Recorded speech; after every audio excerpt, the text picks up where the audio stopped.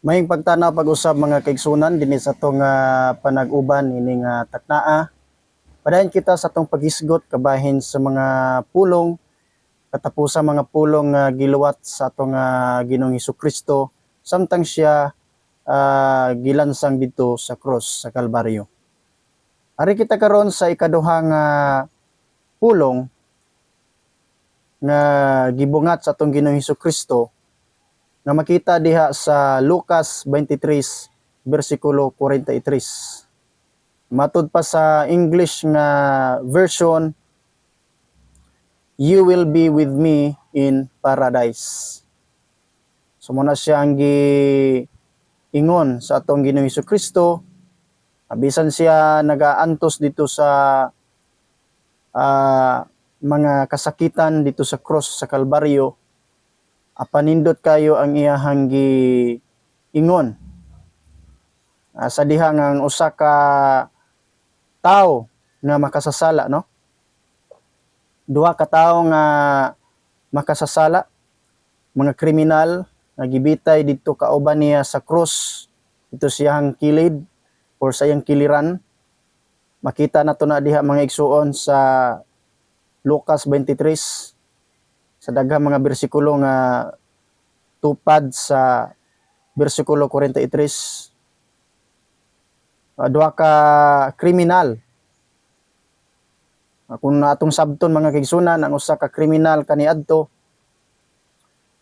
sumala sa mga eksperto, dili na sila mahitabo nga ilansang sa cross kun dili kaayo dako ang ilahang mga nahimo nga mga krimen. Apan kung moabot sa grabe kadako na gid ang ilahang krimen, munang moabot sa punto nga sila iga lansang dito sa cross. Og si Jesus Christ gi akusahan man nga dako kayog nahimo nga kalapasan o kasalanan, mong giapil siya nga gilansang dito sa cross kauban nining maong mga kriminal. So ang pagtuo sa mga katawhan kaniadto, labi na sa mga nagpalansang ni Jesus Christ, ang mga Parisiyo, nag-isip gid sila nga usa ka dakong kriminal ang atong Ginoo. Labi na matud pa nila gipasipalahan nila ang Dios sa langit tungod kay si Jesus Christ magod ni angkon. Siyempre mo angkon gyud tungod kay anak man siya sa Dios. Yang giangkon nga siya anak sa Dios ug siya usa ang Dios ug siya maora, no? Mao nay giingon ni Ginoong Hesukristo, usas nakapalagot sa mga kadagkuan sa maong panahon. So karon sa dihang didto sila sa maong sitwasyon, ang tulo ka tawo, ang duha ka kriminal ug ang atong Ginoong Hesukristo nga naa diha sa tunga nga bahin, nagbugal-bugal kining duha ka mga kriminal. Apan pagkatiud-tiud, ang usa ka kriminal naka-realize sa iyahang kasaypanan o iyahang gibuyag ang usa ka kauban niyang kriminal, ang anong iyahang manang nganong imuha mang pasipalahan ang maong tao nga wala man na say sala, ug kita bitay diri doon kay angay kini kanato. Pan siya dili angayan ni ana. Og tungod niini sa iyahang dako nga realization mga kaigsunan, iyahang giingnan ang atong Ginoo diha sa samtang nagbitay siya sa krus, silang tulo nga Ginoo, kung adto na ka sa imong gingharian, kung mahimo ayaw kog kalimti, no? O ang tubag sa Ginoo direct mga igsuon, "You will be with me in paradise."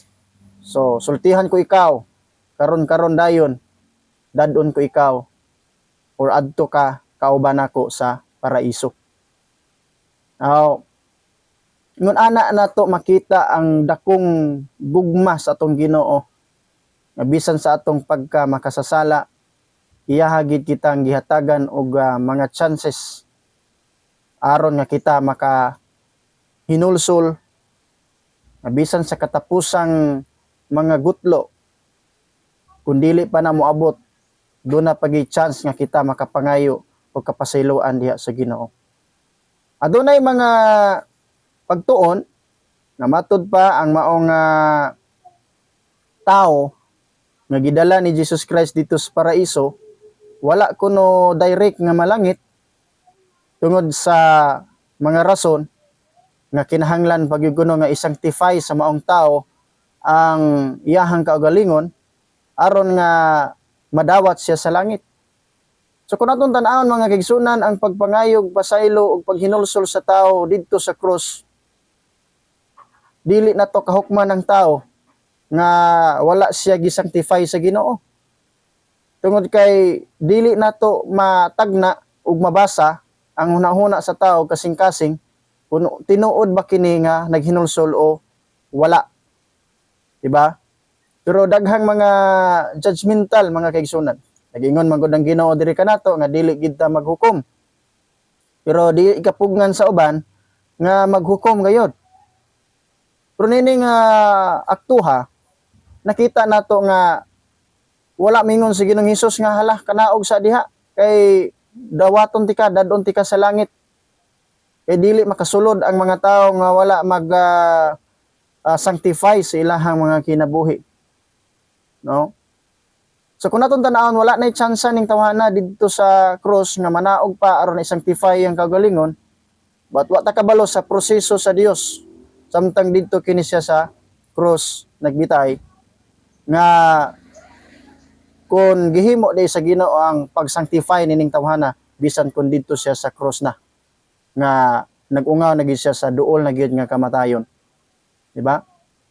So kay way gipili ang Dios, no? Wala siya pinalabi.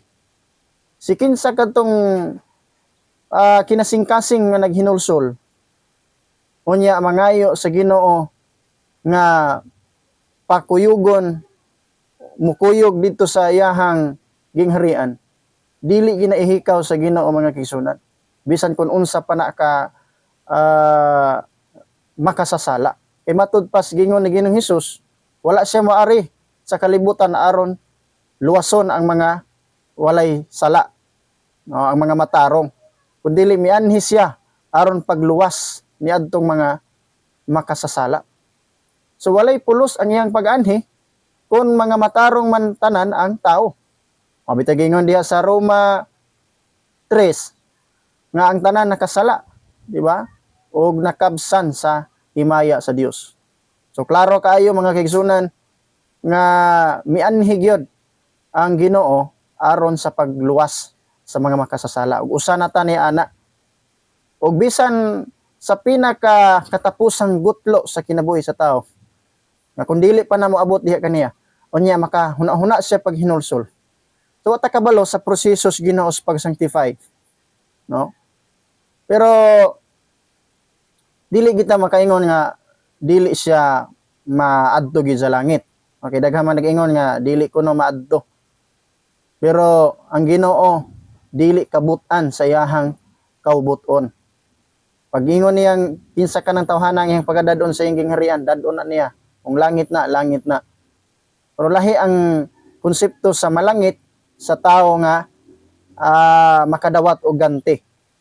So tingali ang maong tao kung nalangit man siya, maybe kung reward mahisgutan, so mas ubos siya og madawat kaysa uban nga nagmatinud-anon sa pag-alagad sa Ginoo. No? If we remember mga igsuon dito sa parable ni Jesus Christ sa kadato nga doon na siya dakong dako nga alanihon, unya nangita siya mga tao nga iyahang paanihon. Jutay kaayo ang iyang nakaplagan pagkabuntag, mao nga pagka alas 9 may suroy na pud siya og nakakita siya glain nga mga mo trabaho. Pag alas 12 nakakita na pud siya. Pag alas 3 nakakita na pud siya og didto iyahang gi saaran nga suhulan niya sa samang suhol ang matag usa kanila. Sumala silang gikasabutan. Og tuod man gituman sa maong dato Pag-abot og alas 4, human sa pag-ani,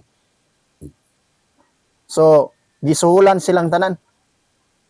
Apan nagbagulbol tong naka nunang mga tao nga iyahang gi aghat katong iyahang gidawat og alas 6, gidawat niya alas 9, gidawat niya alas 12, nagbagulbol kay ang alas 3, gidawat niya alas 3. Parehara magsuhol nila. So mga igsoon, mao ra gini mentality sa tao nga kusog mohukom. Abi kay dugay na siya, moingon siya nga dapat mas dako ko dapat ako may angayan nga adtos langit kay mas dugay nako, veterano nako. Samtang kana sila bago pa kaayo. So wala na sila angay, dili na sila takos. No? Pero dinhi mga kaigsunan, dinhi nato na pamatud-an. Sa gingon ni Ginoong Hesus, karon-karon dayon adto ka kauban nako sa paraiso. So dili na nato hukman ang gibuhat sa Ginoo, lain pang mga judgment tungod kay lisod na kay katong dugangan ang giingon sa pulong sa Dios. Basig manubag hinunta niya na.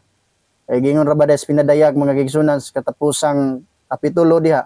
Nagundugangan nato ba ang gingon sa basahon or sa propesiya, basig dugangan po ang atong mga kasakitan ug mga pag-antos diri sa kalibutan nga imbis dili unta na angayan. Unya kun ato pong kuhaan, so basin po dinoon kuhaon ang atong dapit diya sa gingharian sa Dios. So kuyaw kaayo na munang kun unsay gingos Bible mao ra gina. Kun unsay giingon sa atong Ginoo dito sa dihang nag-antos siya sa cross, nakabungat pagid sa niining mga maayong mga pulong, gibilin-bilin niya diri kanato. So ingon pagid siya, you will be with me in paradise. So ingon ana ka gracious ang atong Ginoong Hesus. Ingon ana ka gracious ang atong amahan nganong gipadala niya ang iyang bugtong anak diri sa kalibutan sa pagluwas kanato. Tinuod gayod ang John 3:16 nga ang Dios dako kayong iyang gugma diri kanato sa tibuok kalibutan ug tungod niya na iyang gipadala ang iyang bugtong anak aron si kinsa katong motuog modawat kaniya dili malaglag, no, kundi makabaton sa kinabuhing walay katapusan. Surely kining maong tao nga nagbitay dito sa cross kauban ni Kristo, no, midawat din ni siya, wa ta kabalo, midawat ni siya sa kinasingkasing ni Kristo samtang hapit na siya mamatay. O nakadawat siya, wala pa siya mamatay. O siyempre ang gingos pulong sa Ginoo, si kinsa kitong motuog modawat kaniya dili malaglag, no, kundi makabaton sa kinabuhing walay katapusan. So dili ta magpadala sa ubang konsepto, kining tawhana wala kuno malangit gayod. Kay igo ra kuno gipakita sa paraiso, which is wala na igong basihan nga ingon ana lamang kutob mga igsuon. So inaot nga nakuha nato ang kanindot sa plano sa Dios o sa ihang trabaho alang kanato. Nga bisan ang pinaka tao nga makaingon tang dili angayan, iyahag yung gihimong angayan nga makasulod ra gyapon sa iyang gingharian. Sumala sa tong gibasa sa ikaduhang pulong. Hinaot nga ang Dios padayon nga magapanalangin kanato mga igsoon. Hantod sa sunod nga pulong atong hisgutan sa dili madugay.